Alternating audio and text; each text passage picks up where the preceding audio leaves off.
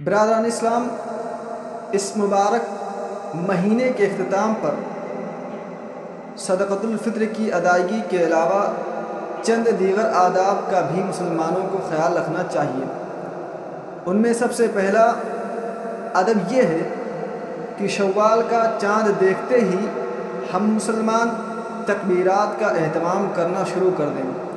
اور تکبیرات ہم عید کی نماز تک پڑھتے رہیں،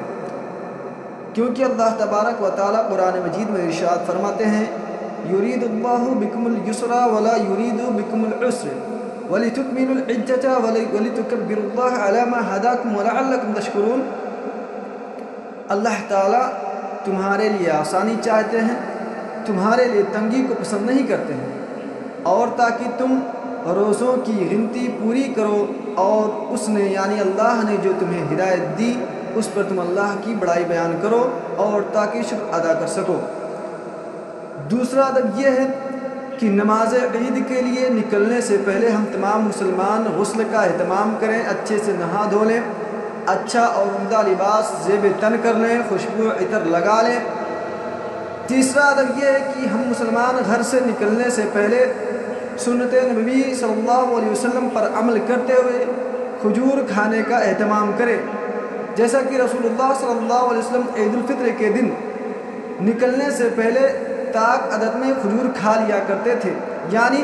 1 کھجور یا 3 کھجور یا 5 کھجور یا 7 کھجور یا 9 کھجور ہم مسلمان عید گاہ جانے سے پہلے کھا لیا کریں۔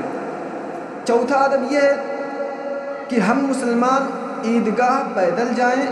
اور عید کی نماز پڑھنے کے بعد ہم مسلمان عیدگاہ سے پیدل ہی واپس آئیں، کیونکہ یہی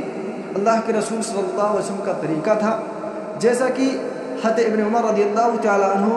حضرت سعد رضی اللہ تعالیٰ عنہ بیان کرتے ہیں: کان رسول اللہ صلی اللہ علیہ وسلم یخرج الی العید ماشیا ویرجع ماشیا، کہ رسول اللہ صلی اللہ علیہ وسلم عید کے لیے پیدل جاتے اور پیدل ہی واپس آتے تھے۔ پانچواں ادب یہ ہے کہ ہم مسلمان عید کے لیے اپنے گھر والوں کو بھی ساتھ لے کر جائیں، کیونکہ نبی کریم صلی اللہ علیہ وسلم نے عورتوں کو بھی عیدگاہ میں جانے کا حکم دیا ہے، جیسا کہ حضرت ام عطیہ رضی اللہ تعالیٰ عنہ کی حدیث میں ہے، جو صحیح بخاری اور صحیح مسلم میں موجود ہے، حتیٰ کہ اللہ کے رسول صلی اللہ علیہ وسلم نے حید والی خواتین کے تعلق سے بھی ارشاد فرمایا ہے کہ حید والی خواتین عیدگاہ جائیں، شرط یہ ہے